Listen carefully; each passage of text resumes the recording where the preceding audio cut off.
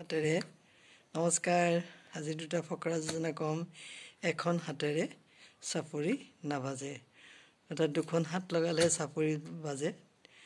যেনেকৈ আমি সাধাৰণতে কাজিয়া লাগিলে যেনেকৈ মোৰ গাত দুখ নাই তেওঁৰ গাতে দুখ, যেনেকৈ মোৰ গাত দুখ নাই তেওঁৰ গাতে দুখ।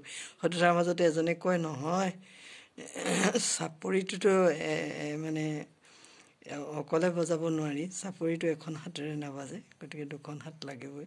গতিকে দুটা পক্ষৰ গাতেই দুখ থাকে, অলপ অলপ দুখ থাকেই। গতিকে কথাটো তেনেকুৱা।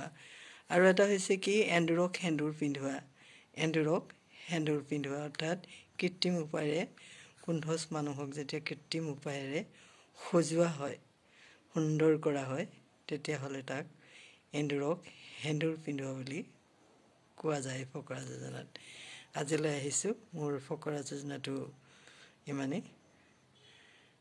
নিশ্চয় আপোনালোকে যদি ভাল পায় নিশ্চয় লাইক কমেণ্ট শ্বেয়াৰ কৰিব দেই।